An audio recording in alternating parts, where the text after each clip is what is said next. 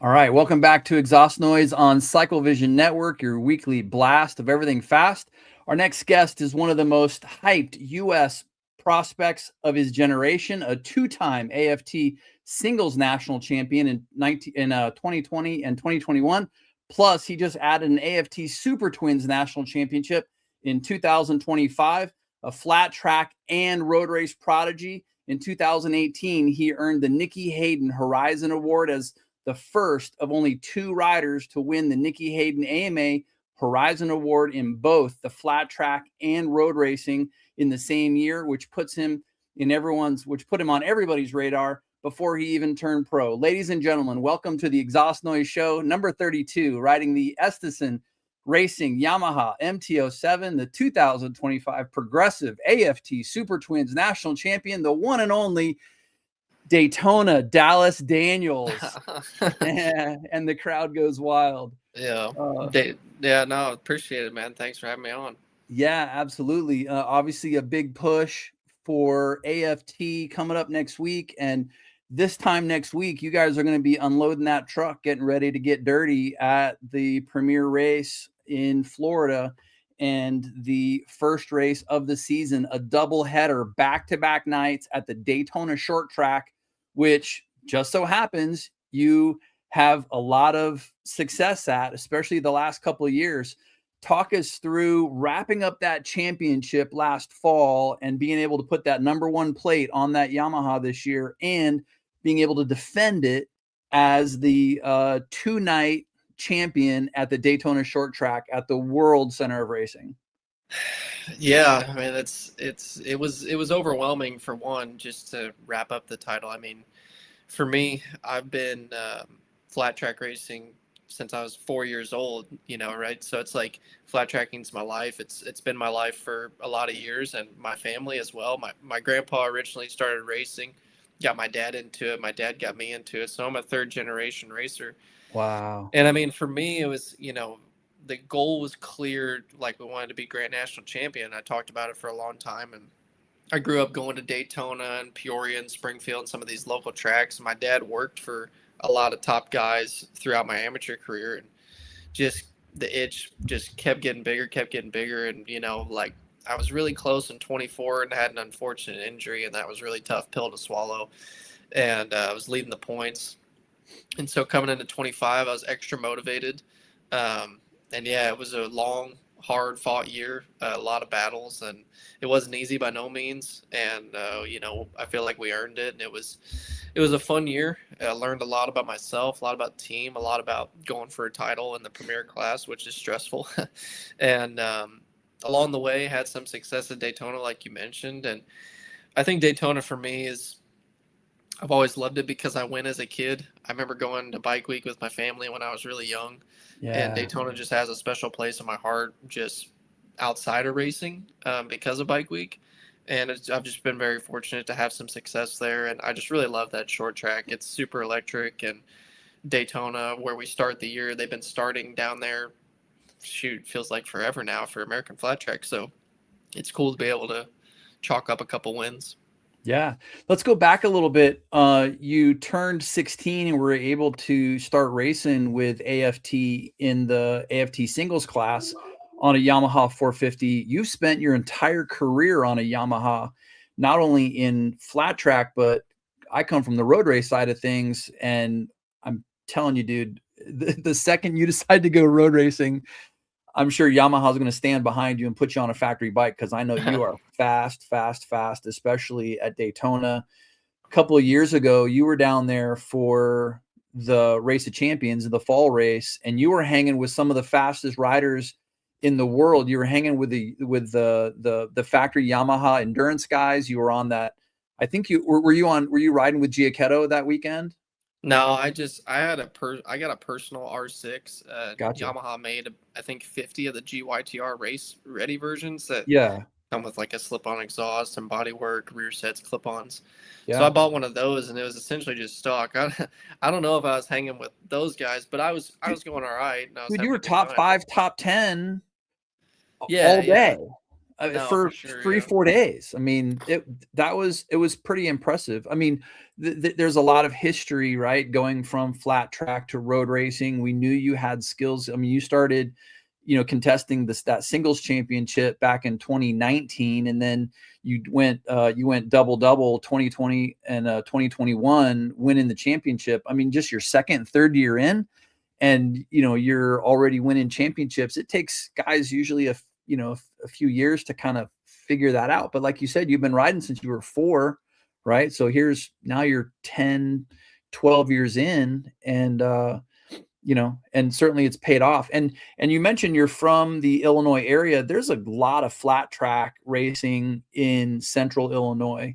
Talk a little bit about the beginnings before 2019. You said, you're third generation. Where did you start carving up the tracks as a kid? And if somebody wanted to get involved in flat track racing anywhere here in the Midwest, what should they be looking for, and where should they go? And what was that process for you? And what do you recommend for people that want to get involved? Well, the Midwest, for one, is a hotbed for a flat track racer. I mean, if you're wanting to get into flat track and you're from the Midwest, you're in the right area. It's probably the most popular in the Midwest. It's got some places out on the West Coast and on the East Coast that are strong, but I would say Midwest has some of the strongest as far as series and tracks to race at. For me, when I was young, I spent a lot of time in central Illinois. There's a lot of good racetracks around there. I grew up 5-10 minutes away from the Central Illinois Motorcycle Club in Neoga, which is famous for their oiled TT racetrack. Went down to Belleville Enduro Team a lot, and Macomb, Pekin, Galesburg, Peoria. Those are all in Illinois. Back when I was a kid, we had 2 district series. We had District 17 and District 18. District 18 being a little bit more motocross based, like TT tracks, and District 17 being your typical flat track. Or maybe it's vice versa. I could be getting that wrong, but one's gone now. So, man, we were racing every weekend just in Illinois, and then we'd go over to Indiana, Ohio. You could catch some limestone cushion tracks. But man, if you're a young kid and you're looking to get into riding, find out who your local district is, and I promise they have, 1, a championship you can chase, and 2, multiple tracks that you can race at. And if you go to that race, they're going to tell you about more racetracks and more districts. And I mean, my district alone, they covered probably 8 to 10 different racetracks, all different disciplines, different kinds of dirt. And then as I got older, I started traveling a little more out to California and Florida and Texas and New York and stuff like that. But obviously that's sometimes a little expensive for parents to swing that. So yeah, if you're in the Midwest, the flat track scene is pretty hot right now, or it really always has been. Yeah, and the kids can start pretty young. For instance, I announced a race that you showed up at. It was promoted by the RPM guys, and like I said, it was me. I think it was Route 41 Raceway or something, right on little short track. Yep. Yep. Like cut into a grass field, right?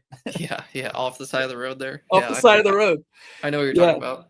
And there was a bunch of kids there on little electric 50, like they weren't 50s, but they were like the size of 50s, little electric bikes, and then 80s and 110s and 125s and stuff like that. And so there's a class for everybody, regardless of how old you are, how small you are. There's a class for you. You just gotta look out there and find it. But RPM does a ton of races in this area now, right? And then and so you make this progression with grandpa and dad, kind of helping get you to the races and get you through all this stuff. Do you have a favorite? I mean, clearly you're fast on the short tracks and the miles are just ridiculous, right? Especially on a single. Yeah. Tell me about the first time you got to a mile on a single. What does that feel like? It's funny you mentioned that I'm good on the short tracks because the stats show that on a twin, but when I was a kid, the short tracks weren't really my strong suit at all. I wasn't really the greatest on them. I excelled more on the bigger tracks, but yeah, my first mile was actually DuQuoin mile for the Amateur Nationals. I was on a 250. And I remember leading up to it, as much as I don't want to admit, I was pretty terrified. And I didn't really want to do it.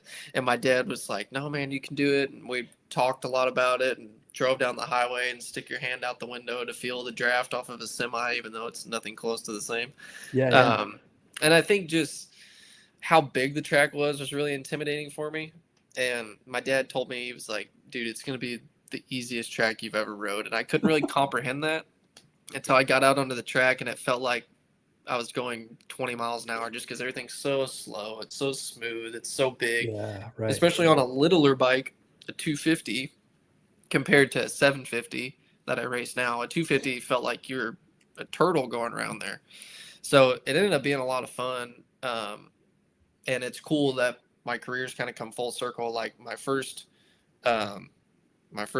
mile I ever raced at was DuQuoin, and I won on a 250 Yamaha.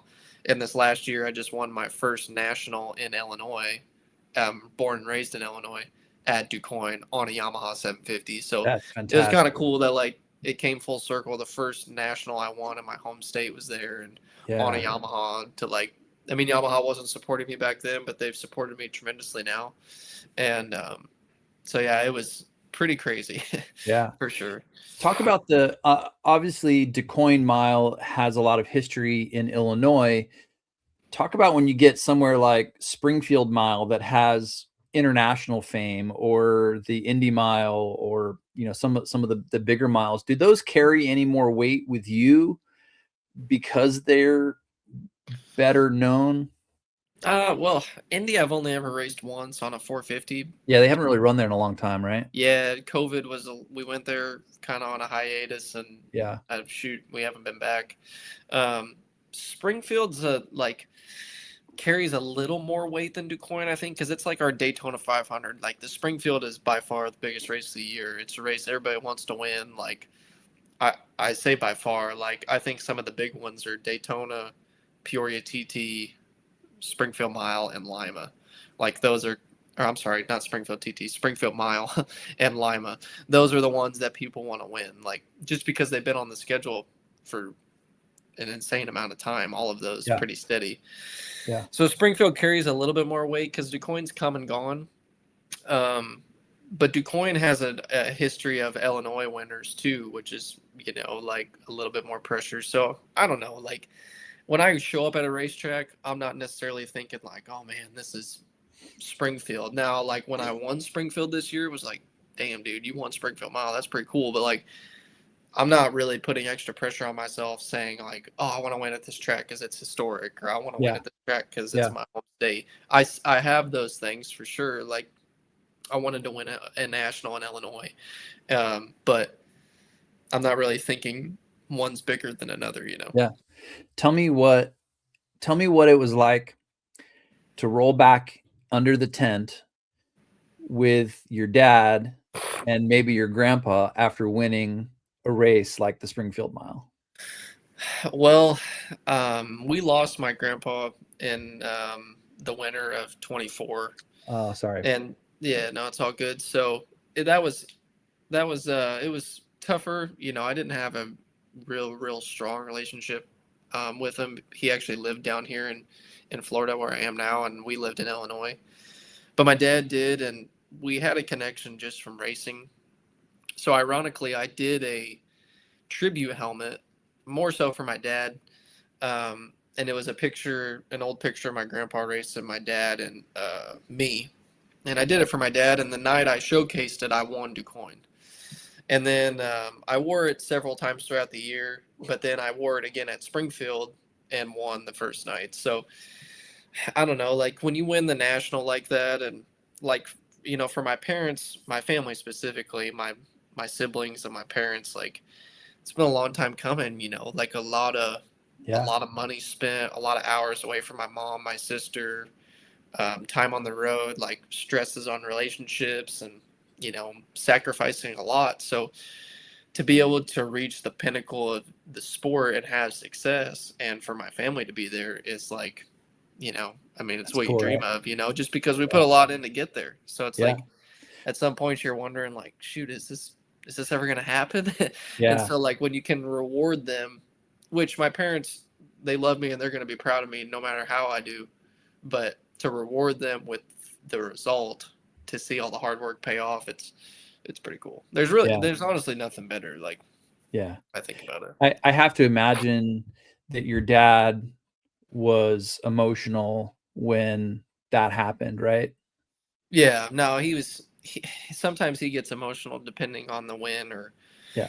or what it is. Not every single one, but Springfield was emotional just because, for one, it's Springfield Mile. For Yeah. two, we were getting down to the nitty gritty in the championship. Yeah. And the third reason is the day wasn't really going great for me. Like I was not, That's how it it was goes not looking sometimes, good. right? You got to Like keep swinging for the yeah, fences. you're questioning like, is this gonna, are we gonna be able to pull ourselves out of this? So then like when we won, we had a good day, and it was like, yeah, I don't know. It was probably the most emotional win, as weird as that sounds, like just with everything that was kind of compiling over Yeah. the day and how it was Yeah. going. So he's not like that for everyone, but that one just kind of Yeah. had a few things, Yeah, and I don't know if you saw the Pipe Dreams interview with Roger Hayden, but Roger talked about, how, Earl Hayden, who I'm sure knew, just really wanted the three brothers to finish on the podium together somewhere, right? And it just so happened to take place in Springfield, right? Where Nicky wins, Tommy, gets second, and Roger, ends up third, and all the Hayden boys are on the podium. I mean, certainly the three of them have dreamt of that, but Earl for sure had dreamt of it when everybody was a kid. And I'm sure your dad had just envisioned this for so long, like one of these days Dallas he's gonna win this and he's gonna do that. Yeah. And then it happens, and it just has to be just so prideful for him. And so it's awesome you can give him that, Yeah. No, and not to get off on a tangent, but I have a strong relationship, or had a strong relationship, with Earl, and Tommy Hayden runs the team. And Yeah. my dad actually worked for the Haydens. So like he was there that night, and Earl was he was a mentor for me and a mentor for my Yeah. dad. So like, yeah, it's kind of all Yeah. goes hand in Yeah. hand. Yeah. Yeah. And I knew you guys were close. Just, Owensboro is not far from, from where, you grew up, and certainly they were active. And I was going to ask you about that, because obviously you ride with Tommy Hayden, and that was actually a couple of the questions I had coming up was, what's that relationship like with Tommy, and how is he able to sort of mentor you, not only from a riding perspective, but just because of what they all went through in their professional career. How is Tommy Hayden also able to help you sort of not just as a mentor on the racetrack, but maybe a mentor away from the racetrack, and help you with some of your business and sponsors and relationships and stuff like that? Yeah. No, that's a load of, you pretty much, all those bases you covered right there. Tommy pretty much excels in. Yeah. Tommy, I never That's why like. I asked. Yeah, yeah, no, I for sure. Earl always talked very highly of Tommy. That he was intelligent and knew kind of what was going on, and just really understood the racing side, but also the business side of things, like in real life. And as soon as Tommy got signed to work with Tim on Estenson, which ironically I actually was already signed before they hired Tommy, Mm. and we just clicked. Like, my dad had a relationship with them before, like worked for the boys when they were younger. Earl at this time was helping me kind of go road racing. Like when Nicky passed, Earl like really came on and made me a part of Earl's racing team, and like kind of guided me down the Yeah. road race path and some other Yeah. stuff. And Was that second chance auto or third chance auto? no, I was after second chance a little bit before me, but now third chance auto. I had third chance auto hats and There you Earl's go. racing team on my leathers and stuff. So I was kind of on Tommy's radar, but like just from then on, we've been working together for a long time. And actually, this year I'm renting a house in Owensboro, and I'm gonna live down there for the season. And just he's so intelligent, he's so smart, and he's really good at teaching you how to excel in all areas of life, not just racing. Love it. If I have a question about investing money, or Yeah. hey Tommy, I'm thinking about buying this, or what would this look like if I did this? Like, he's going to shoot me straight and kind of point me in the right direction. Maybe not always tell me what to do, but hey, I've done this, or I've done that, or don't do this. Yeah. Or, and then when it comes to racing, I mean, shoot, he's, second to none. And he's really almost like family to me. Like, I lean on him for a lot of things, probably more than he wants sometimes. But Yeah, no, I mean, I love him. He's the best. Love that. Yeah, and I have to imagine that's probably one of the most valuable relationships that you've had so far in the sport. I mean, in addition to Absolutely. Earl and Tim and everybody else, because he is so dialed in on that, on every aspect of what it takes to be a professional, right? Yeah, I mean, really, the Haydens as a whole is probably the one of the best things that's come out of racing for me. I mean, aside from the track, like let's take the track and racing away, like to know that family and to learn from them and to be able to call them friends, um, is one of the best things that's, like I said, come out of racing for me. And quite possibly to be able to just to go out and ride at the ranch down there, Yeah, at exactly. any point, and not just with it. So you put it this way, you know, so I was growing up in Northern Virginia, right? And I can get with all my buddies and say, "Hey, let's go ride," and it's just me and all my buddies. Right. But Randy Renfro was also from up there, who's, you know, way before your time. But it's different going riding with a bunch of buddies that have dirt bikes and going riding with Tommy and Roger and Jake and JD and, you know, all these other guys that are of equal caliber and have done similar things with their careers, right? I mean, it's one thing to just go out and ride and have somebody to ride with to practice stuff and shake out a bike or a setting or something like that. But it's another to go out and kind of bang bars with some guys in quote unquote practice that Yeah. are of elite level. Does that help you being able to go ride with those guys?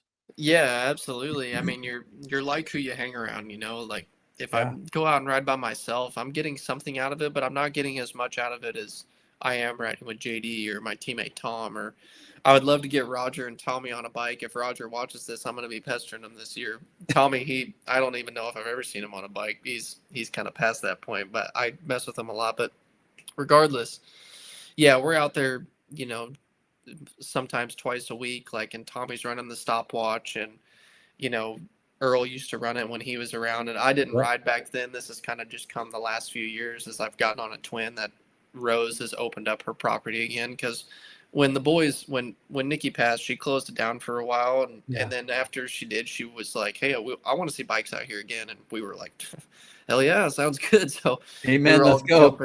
jumping at the opportunity. So it was.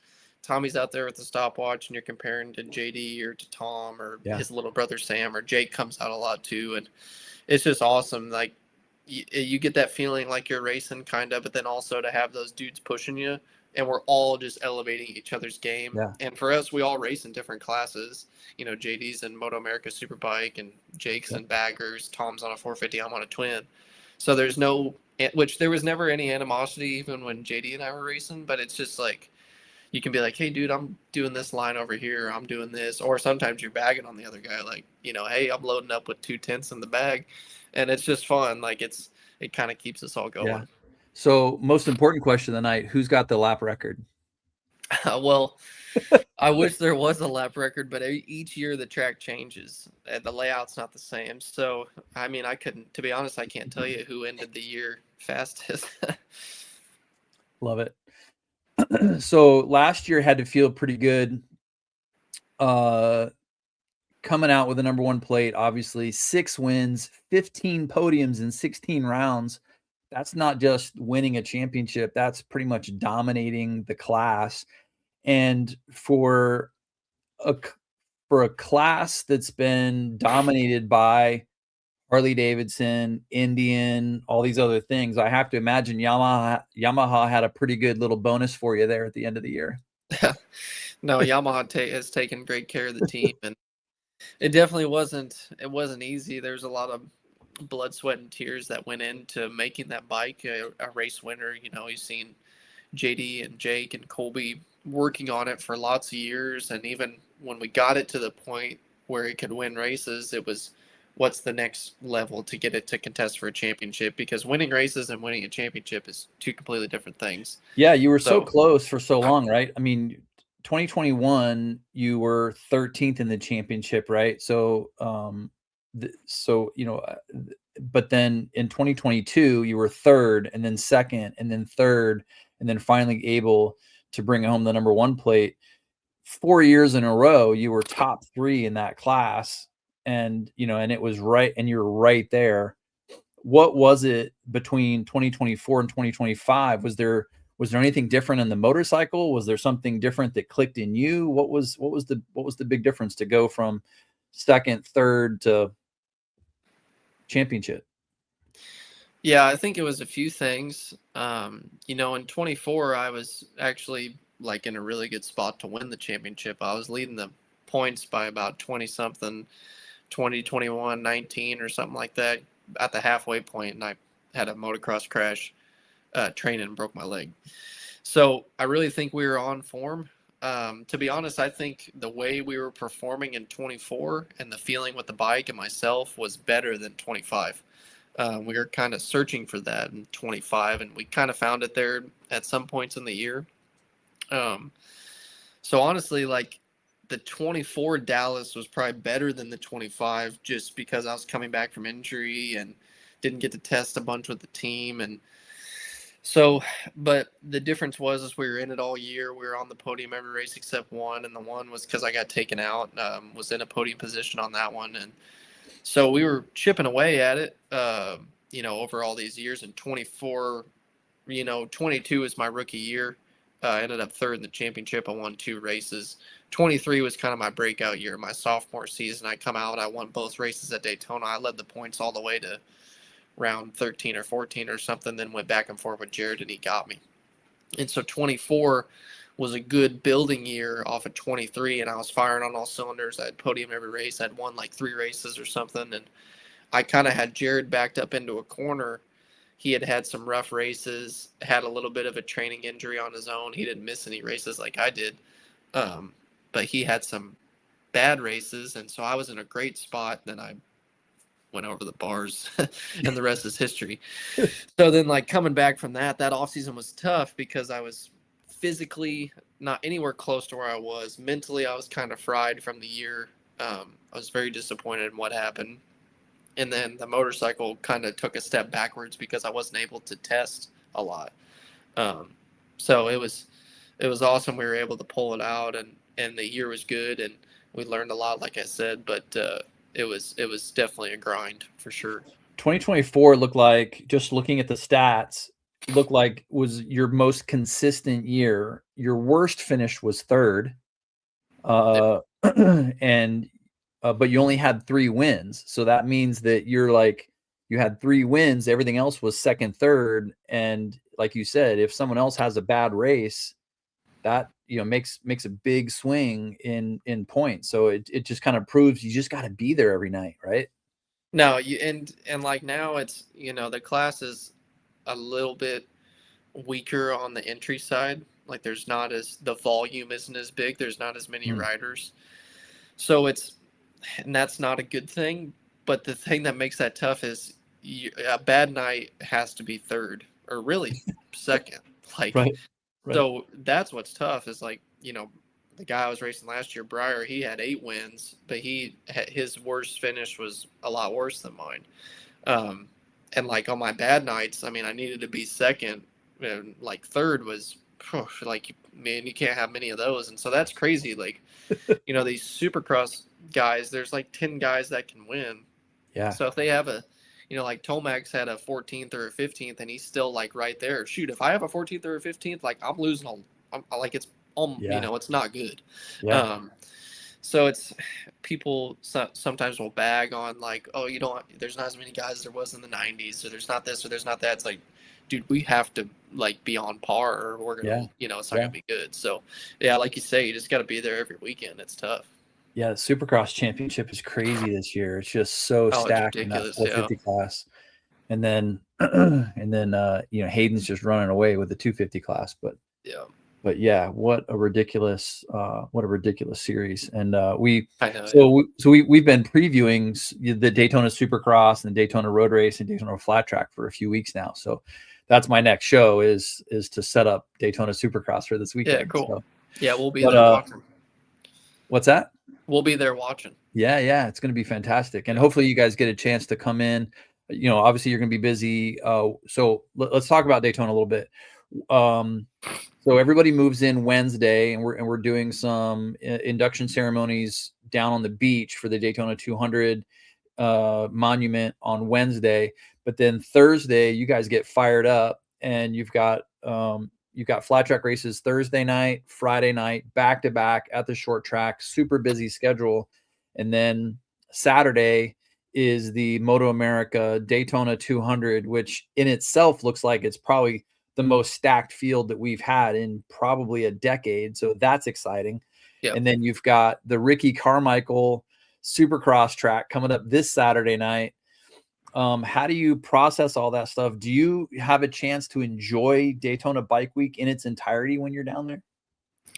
Yeah, for sure. I mean, I don't even really think about it too much because since I turned pro, it's been like this. It's so hectic starting pretty much this Saturday with Supercross. Saturday to Saturday is pretty much wide open. You could watch racing every single day at the Speedway. Yeah. So, yeah, each year we get to go down and watch the Supercross, which is a lot of fun. It's being able to be there in person and mingle with the sponsors and fans and stuff and get to watch those guys is always a pleasure.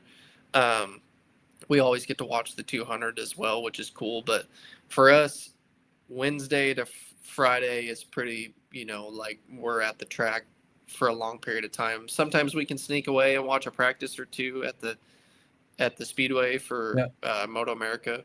But like as far as going down to Main Street and stuff, you don't get much of that. Like after the race on Friday, we may go down Saturday morning and hang out and enjoy. But by that time, it's kind of all dying down. So it's kind of like you say, the sacrifice, like the give and take. Like you don't get to enjoy Bike Week, but you get to race for a living. So it's like, it just is what it is. Yeah, we were joking about.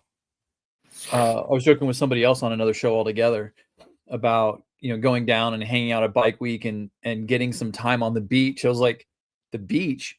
We never see the beach. I mean, the only time I see the beach is Wednesday when we're doing the induction ceremony. We're literally like on the beach at the monument, but like that's it. And then as soon as we're done with that, I gotta pack up and get back to the Speedway, Wednesday afternoon. And then, as an announcer down there, I start talking 7 o'clock, 8 o'clock in the morning, and that's another 12 hours. And then, but yeah, super psyched to get over there. One of the classes that runs with you guys at Daytona is the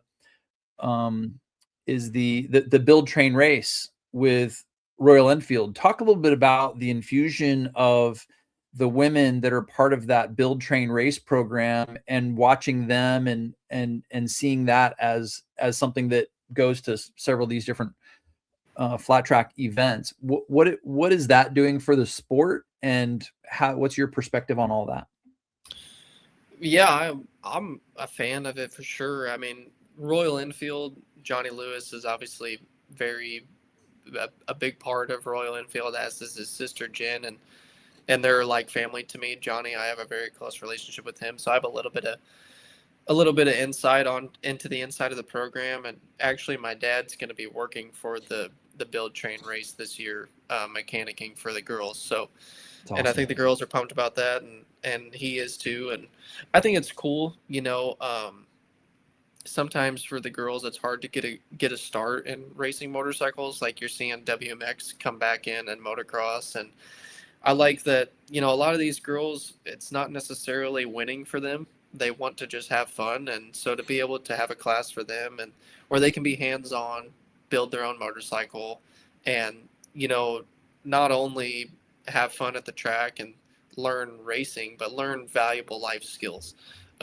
Learning how to build their motorcycle, work on it, how to deal with having bad races. Like a lot of that stuff will carry into their personal life. And some girls, like in the build train race on the road racing side, they've progressed into the bigger classes. We've yet to see that in flat track. I don't doubt that it could happen. Or like Morgan Monroe, like she came down, she made main events in the singles class until she had an injury, and so then she was able to come back and do some racing. So I think it's cool. Royal Enfield's a big supporter of the series, which is cool, and that they allow the girls to have a platform to come race, I think's really good. Yeah. And the only other female that really made a mark that I remember was Shayna Texter, who's now, Briar Bauman's wife. And were there any other women in flat track that had sort of gotten to that elite level that you remember? Well, Shayna's probably the best, but Nicole Mees or Nicole Cheza Oh, back in the day, she made yeah. quite a few at Twins Nationals. And Shayna is, she was really good, probably the best woman of all time, winning singles nationals. But Nicole should get the cap tip to her a lot because she did it on a twin too. Yeah. Shayna made nationals on a twin, and she was a good twins rider as well. Yeah. But Nicole steadily made twins mains Yeah. back when it was pretty tough. Other than that, I know that it's bad. There's like Morgan made a handful of twins nationals. Charlotte Canes was pretty good. There's a handful, some that I'm missing. But as far as Shayna's like elite level, no, like she's pretty. Her and Nicole are pretty alone on that list, I would say. Shayna's got the DNA, right? Corey Texter is still in the series. Her dad, obviously a legend / Hall of Famer. So yeah, it's cool to see them around. And I actually had Briar on the show yesterday morning. We did a 9 a.m. show. And so yeah, first thing in the morning, we were talking about all that. So, some kind of special being able to marry somebody that understands what's happening, in your life and can help you sort of work through some of the emotions, the physicality, the grind, right? Yeah, no, it's not easy. The looking at last year, you had wins, obviously. You had wins at Daytona, back to back. One of them, you came back and last lap pass, right, to get to the checker flag. So 2 wins at Daytona, the Lima half mile, DeCoin mile, Springfield mile, and Lake of the Ozarks short track. What of all of those wins last year, do any of those stand out? Were any of them tougher than another? Were you just more stoked about one of those than the others? That's a good question. Lake Ozark, I didn't win. You might have that mixed up. Oh, I think gotcha. Briar won that Okay. one, but Daytona was pretty crazy. Another one kind of like Springfield, just because all day the first night I was struggling bad with the bike and the track and just wasn't gelling well with anything. I wasn't way off the pace, but I wasn't on par to win. And I came out in that main event and got it done. The second night I was on the pace. I was kind of the guy to beat all night. So yeah, if you're asking if one stands out more, Springfield and Daytona are pretty close to the top of the list, just because they were both days where everything was kind of in the tank, and we came back and got it done. Daytona specifically more than Springfield, just because it was right there for a nail biter finish. Yeah. For me to get a couple more wins at Daytona, I don't know how many it is. I think 6 or 7. So yeah, that one was pretty cool. We talked a little bit about Briar Bauman and Jared Mees, obviously 2 future Hall of Famers and 2 guys that are probably your closest competition most nights. Do you race them differently, or do you find you're racing yourself more than them? How do you approach those guys on a nightly basis? I think it just depends on the night and the track. But no, not really. I mean, when you're racing a guy for a win, like I said, some guys race a little bit different, depending on who they are, what bike they're riding, whatever's going on. Depends on the style of track, kind of how you might set up a pass or whatever. But Jared and Briar, they're 2 of the best at the sports scene, and so Jared's retired now, so I won't get any more shots at trying to beat him. But I had a lot of good battles with him and Briar. But a couple of champions, they know how to get it done. So trying to beat them is more or less the same. Yeah. Who are some of the influences growing up? Obviously, you had your father, and and Earl introduced you to the Hayden boys. Who are some of the other influences growing up? Who were you watching? Who were you trying to sort of pattern yourself after? Who did you want to watch go round and round every night to figure out how do I do that? How do I get to be like that guy? Well, Nicky Hayden was a big name in our household just because of the connection and because he's Yeah. world champion, right? So he was kind of the guy I mainly look up to. In the dirt track world, I grew up in the Jake Johnson, Jared Mees, Sammy Halbert, Kenny Coolbeth, Brad Baker era, which Yeah. was an awesome time to grow up. All Hall of I Famers. really liked Jake Johnson. I always thought he had great style. He always had really cool gear, which as a kid is cool. And he always he went good at certain tracks. Henry Wiles was a guy I always liked, and so was Kenny Coolbeth. But really, I was kind of a fan of all the guys. I didn't really dislike anybody. As far as guys that helped me get to kind of that next step in my career, Johnny Lewis is the biggest one. He was my first mentor or coach after my dad. I didn't really go to riding schools or work with anybody up until that point. My dad was pretty much the only guy, and my dad knew racing. He had a national number himself and did a lot of road racing and lots of flat track. So he was kind of teaching me the ins and outs, and then got hooked up with Johnny and worked with him when he raced for Factory Triumph. And Johnny's been helping me since I was 12 years old. The joke always goes it's the best $100 he ever made, because I was actually at a supermoto race. We went to do a supermoto race from a buddy of ours put on years ago, and Johnny was advertising he would work one-on-one for $100 or something silly it was back then, and we did it, and we just clicked. And from then on, I've been to a lot of his schools, and shoot, I'm in debt to him for the rest of my life for what he's done for me. And moving forward to Earl, Tommy, JD Beach has been an influence on me. I actually live with him down here in Florida each and every winter, and we train together. And when I went road racing, Dale Quarterly was kind of my Johnny Lewis of road racing. Love Dale. Earl got me hooked up with him too. So, yeah. Love Dale. And then ins and outs, I've worked with different people, but those are kind of my main ones. Love Dale Quarterly. The what was your first bike? What was the first bike that was yours, and what was the first bike that you raced, or were those the same thing? Yeah, well, the same answer, but a PW50. So actually, before I was born, my dad had bought a PW50. Well, when he found out he was having a boy. And the guy that sold it to us at the local motorcycle shop, his name's Brian. He's a dear friend of ours.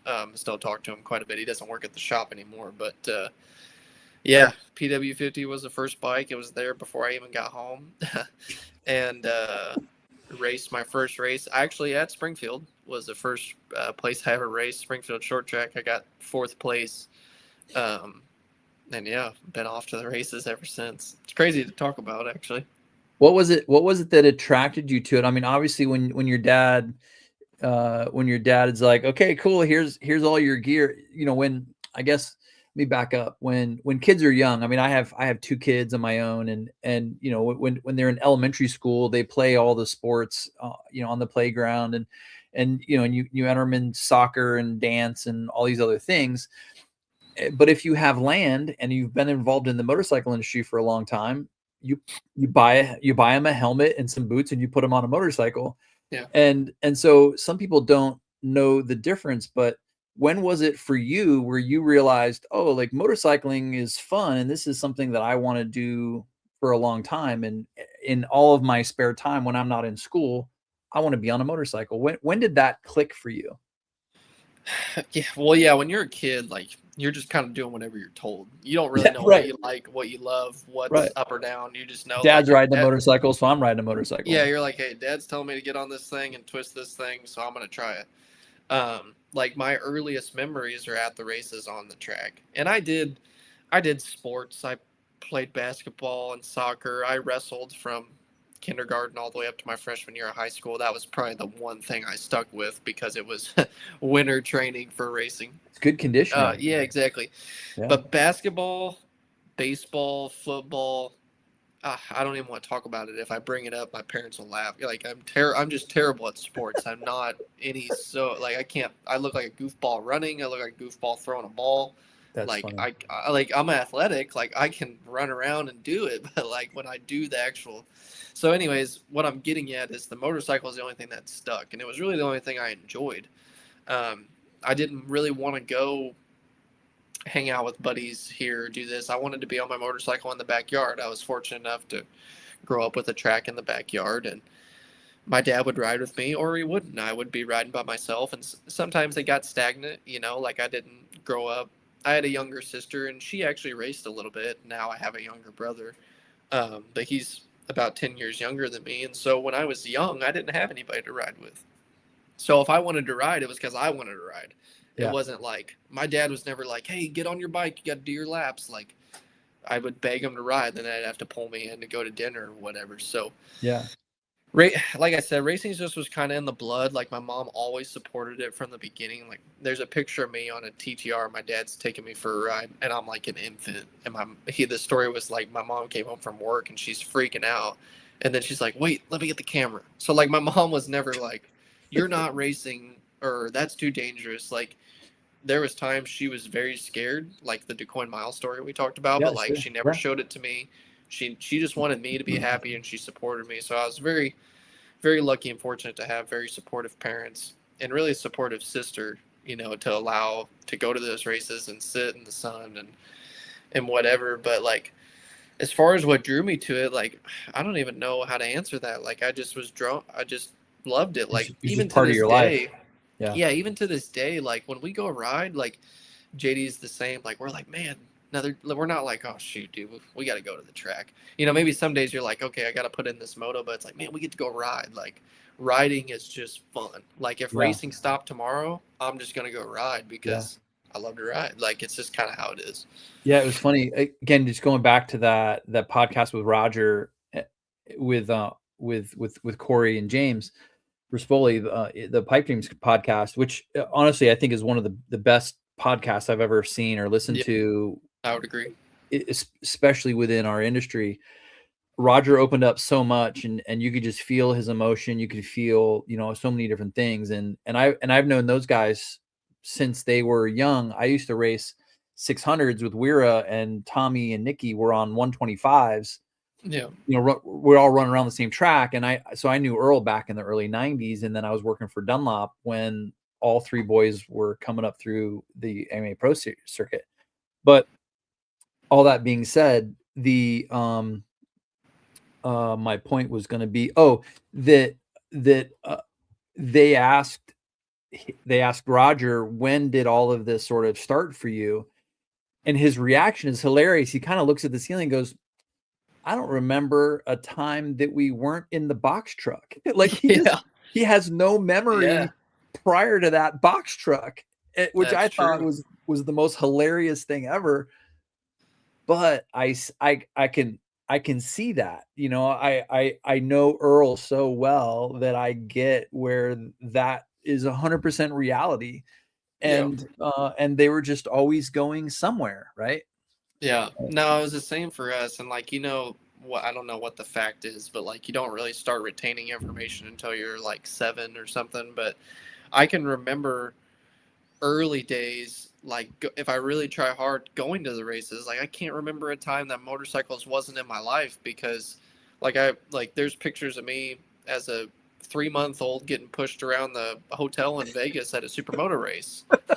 So I'm literally at races, like, and motorcycles are just life. Love it. It's not, and that, so I get it. Yeah. Yeah. Racing or motorcycles are life. Like, it really is. It's funny. Yeah. So you mentioned you've got a place in Florida that you can train and ride, and you've got a spot in Owensboro where you can train and ride, and you grew up in Illinois. What does your typical week look like for riding and training, and what are the things that need to be part of your daily, weekly routine so that you can stay at the pinnacle of who you are as a professional racer? Yeah, that's a good question. As I've gotten older, I've been very fortunate to make a living racing motorcycles, and so my life's pretty structured around that. What I need to do to be the best I can on the weekend, which I try to ride, a couple times a week. I spend a lot of time on my bicycle or running, trying to get back into running since I broke my leg. It's been a little bit tough, but I've been doing it more and more. Do a lot of gym work, and I work with a guy out of California at Next Level Fitness. His name's Ty Katie. I've developed a really good relationship with him. Yeah. He works with JD as well. And as we Yeah. all know, JD's shaped like a freaking Greek god. It's crazy. And he's Yeah. extremely fit. So it's learned a lot from him over the years, and kind of trying to, you know, tap into recovery as well, and learning how to recover your body and not just beat it down. And it's super important. And I feel like that's the part that a lot of people don't know, that like that's not the published piece, right? A lot of people think, oh, if I want to be really good, I need to be on a bicycle and I need to do a bunch of conditioning. I need to be super lean. So whatever, you know, so a diet that keeps me super lean. But a lot of people don't understand the recovery part, right? And a day of rest and proper foods and hydration, all these other things that come with that. I mean, it's almost just as important to the recovery piece is almost just as important as the preparation. Yeah. No, they go hand in hand. It's kind of Yeah. like you can't spend all your time riding a dirt bike. You need to, or you can't spend all your time in the gym. You got to kind of have a balancing act, and it's definitely tough. You know, learning when I first started, I really didn't know which way was up, and so you not working hard enough, or you're working too hard, or you're not eating right. Like, and a lot of all that preparation and training also helps your mental state, to be mentally prepared. Yeah, I spent a lot of time working on that as well. So yeah, it's just like I say, a balancing act. You want to kind of try to cover all your bases, and you know, for us, we only have 16 races a year. It's not like a motocross and supercross. Shoot, those guys are racing like 35 times or something. So our season isn't super crazy. You get a couple breaks, but yeah, you want to be well rounded. A lot of our racetracks are different. Some are tougher than others, and yeah, so it's definitely, like I say, a balancing act. Have you ever had a what people call a real job? Have you ever had a real job? Have you worked and done anything outside of racing motorcycles? This might be the first time I've ever been asked that, but yes.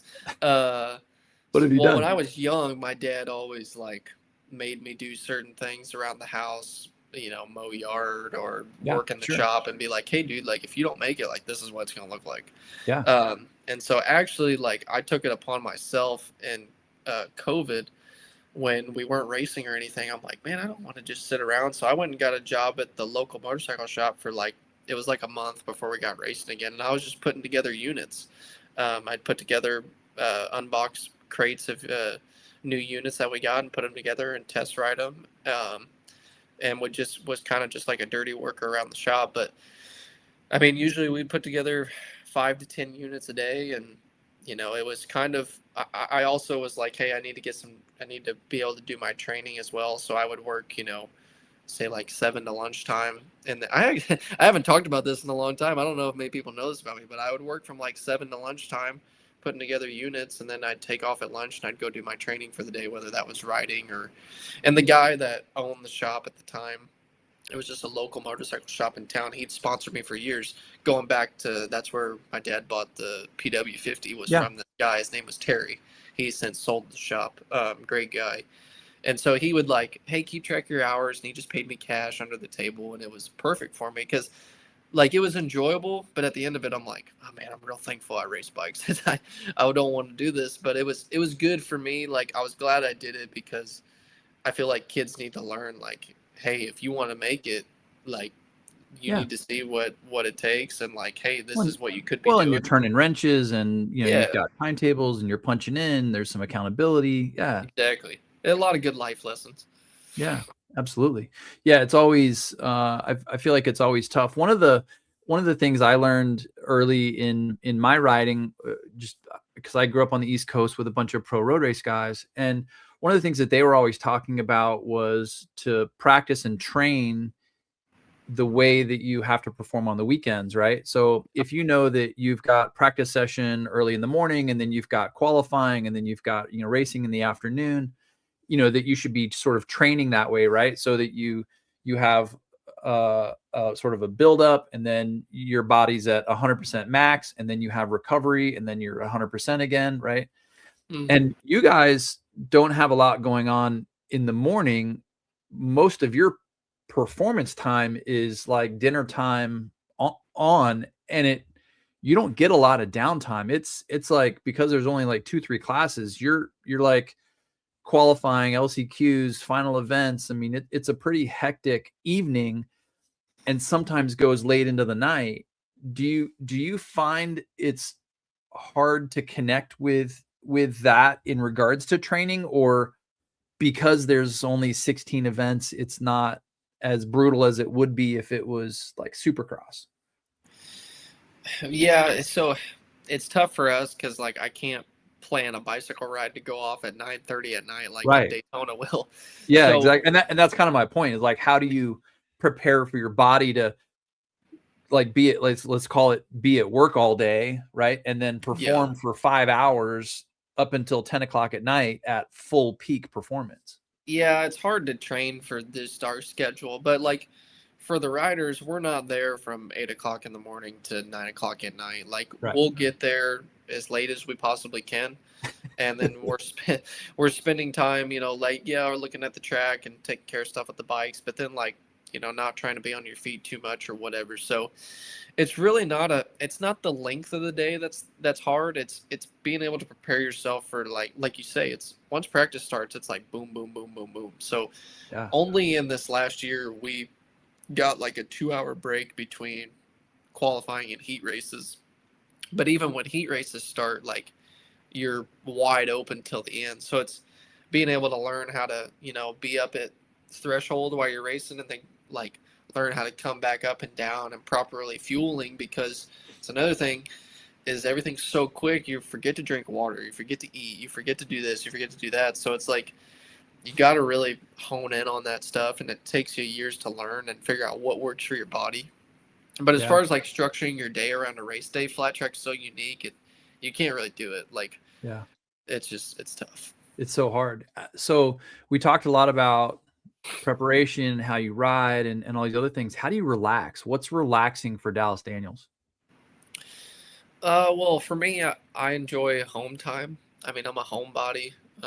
I get my family and we all get along. Because you're not good at sports, so you No, can't go do that. no. So anything relaxing for me is just being at home, being with family, being with friends. I got a good group of boys that are my good buddies that'll help me cut loose. And these last few years, I've gotten into playing golf a bit. I'm terrible at it, but my dad really enjoys playing, and we do that together. And that's a time like we'll talk about racing while we're on the course, but it's actually probably not good for relaxing because I usually get really pissed off because I'm doing bad. Get all spun out. Yeah. Yeah, but I mean, for me, just kind of trying to decompress and hang out at home. Like I don't really have a whole lot of like hobbies per se. I'll do a little bit of everything. I like, I'm down for whatever to hang out or have fun or whatever it is. But if it's up to me, like just like to hang out with my friends or family or just chill out. And if that means playing ping pong for 6 hours or just sitting on the couch, like sounds good to me. Yeah. Is your family still influence your program quite a bit? Yeah, absolutely. My dad has been a huge part of my racing for pretty much all my years of racing, going back to amateur stuff. My mom and sister both supported as much as they can, coming to every race that they can. My sister's in college and my mom's a school teacher, so it's tough for them to swing some races during the school year, but they still watch it, they still follow it. Usually anytime we talk, at some point racing gets brought up. They're true race fans. My family is, my mom and sister, my dad obviously, but my mom and sister, they follow Supercross. We play fantasy Supercross together. Like we're all fans of racing. Love that. So that's like, it's just like you say, it's just part of life. Like it's not like, yes, they've been big influences on it, but we all just love it. So it's just what we do. Love that. Since you turned pro in 2019, you got 11th in the championship that year, and then the first year you were in the twins class, you were 13th in the championship. Every other year, you either won the championship or were second, third in the championship. That's quite extraordinary, Dallas. Well, I appreciate that. Yeah, my first year actually on a 450, I only did a half a year because I turned 16 in June. Right. And then the twins year, that was actually production twins. I only did 4 races and I won 3 out of the 4. Right. So yeah, man, I've been very fortunate to have a great career so far and have some And good and really stats. most of that, if I'm reading the stats right, really most of that is on 2 motorcycles, the YZ450F and the MT07. Yeah, no, it's exactly it. I mean, a couple different years there on the 450, but the twins had some progression. But yeah, it's pretty cool, and it's all been done with Tim, with Estenson. So it's Yeah. been cool that we've been able to accomplish so much in the sport. And I really couldn't do it without the people behind me. I've had such a great team with Estenson Racing and supporters of Yamaha and Monster Energy, and Tommy and Tim, my crew chief James Hart, who's been with me since I was 13 years old, and Wow. yeah, like I get all the credit because my name's on the list, Yeah, but sure. really these guys are more responsible for those wins than Yeah. I am. Like I'm just the guy that gets the credit. Yeah, talk about some of your sponsors too. I mean, obviously the team is fantastic and Yamaha's fantastic. I'm sure you have a lot of personal sponsors, obviously Monster. What are some of the personal sponsors that you have, and how did those relationships come about?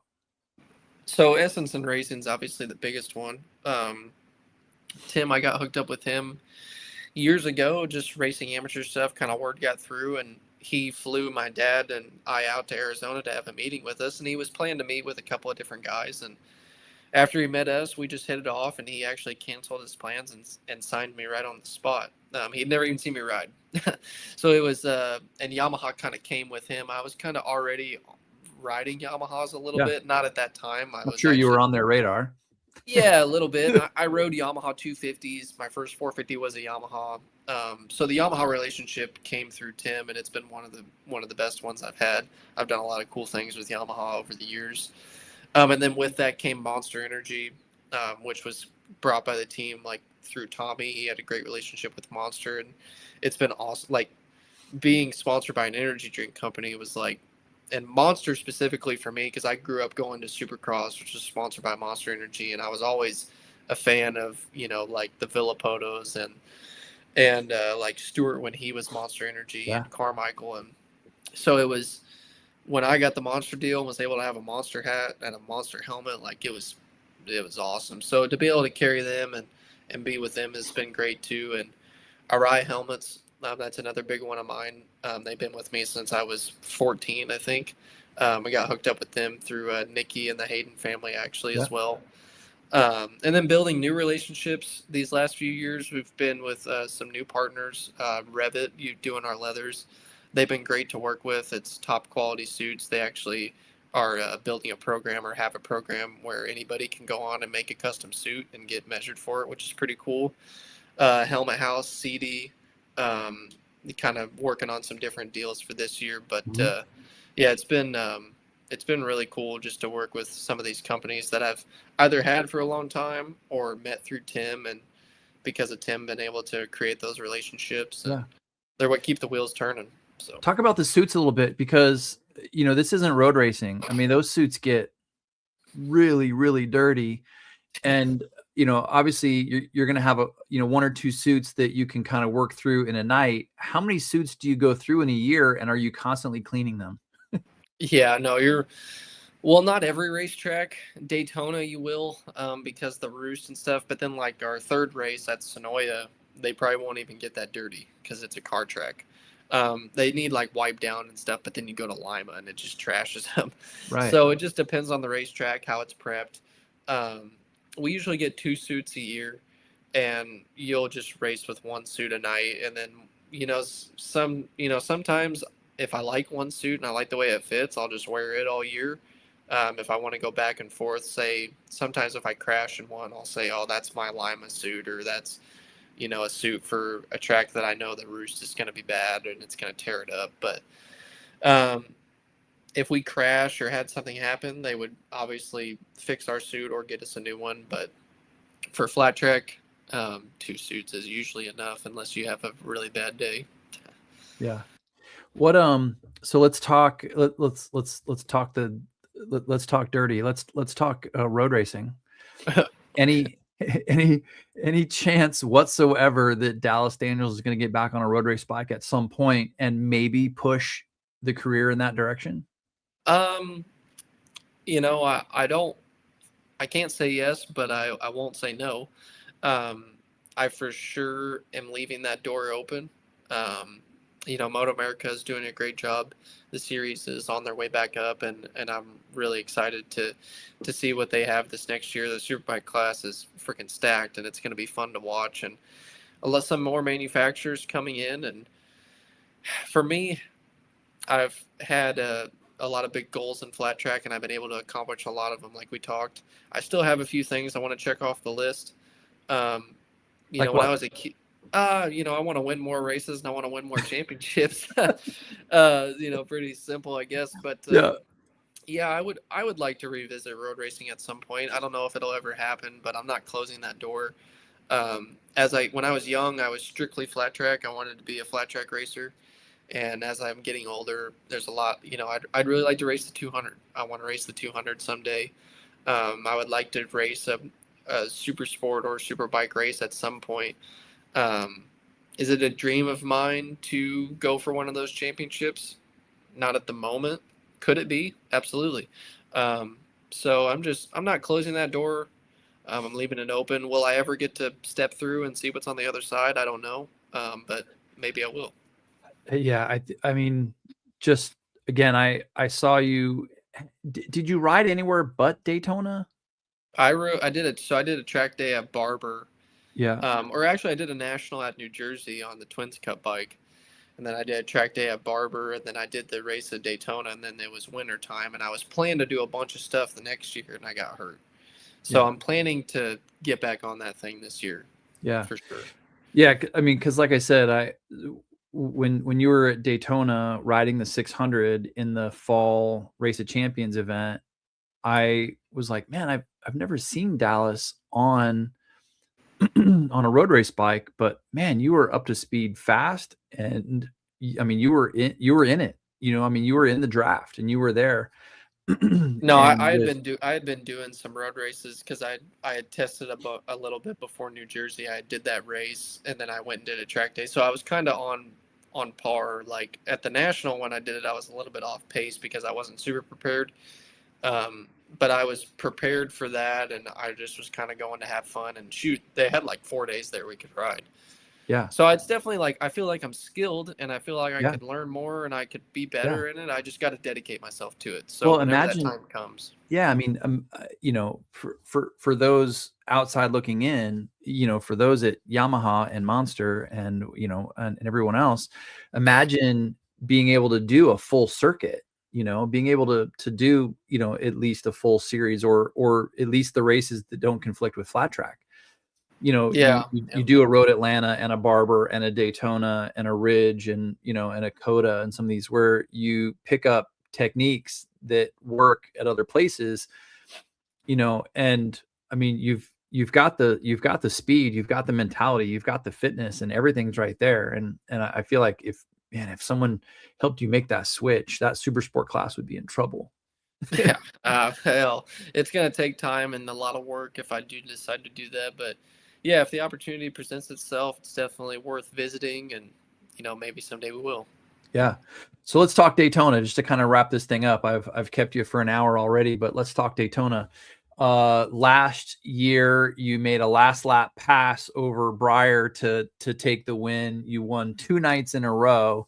And then if we go back to 2024, you were right there as well. Looked like, 2 third place. So you're the man to beat at Daytona Daytona short track.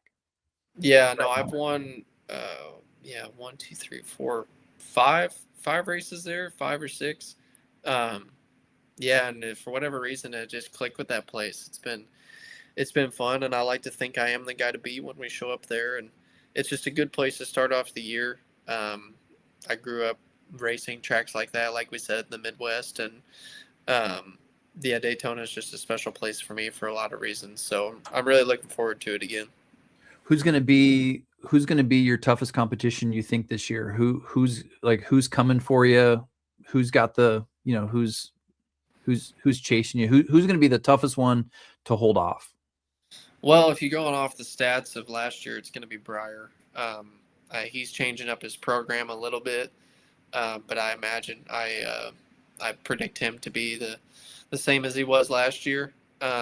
Cody Kopp's moving up and taking his spot on his old bike. or his old team. So I expect him to, maybe have a few things to learn, but be tough. Brandon Robinson always usually goes good at Daytona. He won a race last year. Trent Lowe won the Springfield Mile. He'll be tough on that Honda. There's a handful of guys on my radar for sure. Daytona's kind of a crapshoot. There could be a guy like Sammy Halbert did that one year on the XR come out and be the guy to beat. You never know who's going to show up and who's going to be going fast. Yeah, that number one's right in the middle of that giant target, right? That's right, man. Where we want to be. Everybody's coming. Everybody's coming. Yeah. Well, I'm sure Yamaha is really, really proud to finally have that big number one on the bike in the twins class, right? The singles class, was really built for everybody but Harley Davidson / Indian and the manufacturers that had dominated the flat track championships for decades and decades, right? So you got a lot of the singles. You got the KTMs and Honda and Suzuki and Yamaha and everybody in the singles class. But when you get into the Super Twins class, the big boy class, right? It's for a long, long time, it's still been dominated by the Harley Davidson factory team, the Harley Davidson, even privateers. And then when Indian introduced their bike, it was hard to beat, right? With 2 to 4 riders and Yamaha was just kind of kept, and even Honda back in the day kind of struggled to keep their bike out front in the twins class. But that Yamaha, man, just been chipping away. And I have to imagine that the Yamaha folks are really, really, really stoked to get into the season with that big number one plate. Yeah, I would like to think so. Last time they won a championship was 1975, which is crazy how long ago that was with Kenny Roberts. So, yeah, we've been able to check off a lot of cool things on the list with Yamaha getting their first oval win since the 70s. JD got their first win for them in the series since the 80s or something when he won in 19. Get that championship and bring it back to them. Yamaha's they've been a staple in motorcycle racing, but had a long dry spell for titles in the twins class, specifically the premier class and flat track. So yeah, I would like to think that they're excited, and I was very excited to bring it back to them and for Tim and Yamaha have a strong connection. Tim started his career on Yamaha, so to be able for both of them to bring the number one plate was awesome. Love it. Well, look, man, I've kept you long enough. I really appreciate you being on, and it's an absolute honor to have you on the show. And one of the last things I want you to be able to thank your sponsors and your team and your family and everybody. What kind of bring us home here, and how important are all these people in your life and your program? Yeah, so many people. I won't keep you that long, but first and foremost, I want to thank my family, my parents and my sister specifically, my mom and dad, my little brother, my sister Reese, just for supporting the dream for all these years and continuing to support it and love it with as much passion as I do. My team, Estenson Racing, Yamaha, Monster Energy, all the crew members, Tommy Hayden, Tim Estenson, my crew chief James Hart, my mechanic Danny, Caleb Kehoe, who's a big part of our team, Scotty Crawford, Dave Pressler, building the engines. So many great guys over there. Just Joey Lombardo driving the truck, who's an old road race guy. Yeah, I know Joey. All the supporters of the team, so many to list, but like some we talk about, and just all my fans for one. I've got so many great fans at the races from Illinois and all over the country, all over the world. Just thanks to them, and looking forward to another great year. Yeah. For all those watching that haven't made it out to an AFT race, there are a lot of races here in the Midwest, but everything gets rolling here next week at Daytona. If you happen to be at Daytona Bike Week, you can get a ticket to AFT. You can get it through the Speedway ticket office. You can buy it at the gate. And the cool thing that I think, Dallas, about the Flat Track Championship is that everybody's still so accessible to the public. The fans can walk through and get pictures and autographs and buy T-shirts and all that stuff from AFT. And there's actually some really cool VIP passes that they can buy where they actually get to watch the races from inside the oval. Yep. And get super close to you guys and and at the end with a checker flag, and you guys are in the podium, and so VIP tickets are available. And how important is it for you to be able to interact with some of the fans in that way? Yeah, the VIP is super cool because the fans get to be out on the racetrack. They get to interact with us firsthand before and after the races. It's a super cool ticket upgrade for those looking to be a little bit more hands-on. But for us, like, some of the fans, I mean, favorite part is they want to get down and talk to us, and look at the bikes and look up close and tell us good luck or whatever it is. And so it's one of the coolest things. I mean, without the fans, we wouldn't have racing. So the fans are the show, we're the show, but the fans are what make the show. And without them, we wouldn't have it. So, I really got to thank them, and I hope to see a lot of people at Daytona. Yeah, absolutely. All right, everybody. Well, we're gonna wrap it up. So if you're in Daytona, get into the AFT track, give Dallas Daniels, thumbs up, and let them know, and cheer on that #1 Yamaha as they defend the championship this year. That's going to be it for us. We appreciate everybody watching and hanging out with us. We hope to see you at Daytona Bike Week. For everyone else, make sure you check us out every week here on Exhaust Noise Podcast on Cycle Vision Network. We appreciate you as we get rolling here. We've been helping everybody else get their podcast up and running the last few years. So finally we launched ours, and we appreciate you hanging out with us. So everybody, once again, thanks Dallas Daniels for coming on, 2-time singles AFT champion and the defending champion in the AFT SuperTwins class, that big #1 plate for the Estenson Yamaha. We wish you the best of luck, man. Thanks a lot for being on, and we'll see everybody next time right here on Exhaust Noise. Thank you. Absolutely. Yeah, just hang on here for a few minutes, and we'll see everybody next time.